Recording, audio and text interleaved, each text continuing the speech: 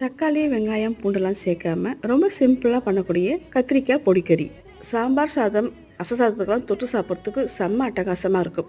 இந்த கறி ப்ரிப்பேர் பண்ணுறதுக்கு ஒரு கடாயில் ஒரு கைப்பிடி அளவுக்கு பச்சரிசி, அதே அளவுக்கு உளுத்தம்பருப்பு, கடலைப்பருப்பு, கொஞ்சமாக பெருங்காயம், காரத்துக்கு ஏற்ப வரமிளகாலாம் சேர்த்துட்டு மிதமான ஹீட்டில் வாசனை வர அளவுக்கு செவக்க வறுத்து எடுத்து வச்சுக்கணும். நல்லா சூடு ஆறுனது மிக்சி ஜாரில் சேர்த்துட்டு குழகுறப்பாக பவுட்ரு பண்ணிக்கணும்.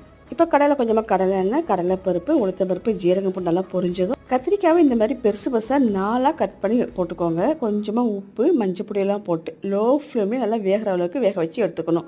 கத்திரிக்காய் முக்கால் பதம் வெந்ததும் ஃப்ரெஷ்ஷாக ரெடி பண்ண பொடி ஒரு 3 டேபிள் ஸ்பூன் அளவுக்கு சேர்த்துட்டு கொஞ்சமாக பெருங்காயம், கருவேப்பிலை போட்டு 5 நிமிஷத்துக்கு மேலே ரோஸ்ட் பண்ணி எடுத்தால் சூப்பரான டேஸ்ட்டில் கத்திரிக்காய் பொடிக்கறி. ஒரு பக்காவான சைட் டிஷ்க்கு சுட சுட சாப்பாட்டில் கொஞ்சமாக நெய்யும் கத்திரிக்காய் பொடிக்கறியை போட்டு பசஞ்சு சாப்பிட்டு பாருங்கள். செம்ம அட்டகாசமாக இருக்கும். செஞ்சு பார்த்து சொல்லுங்கள் எப்படின்னு.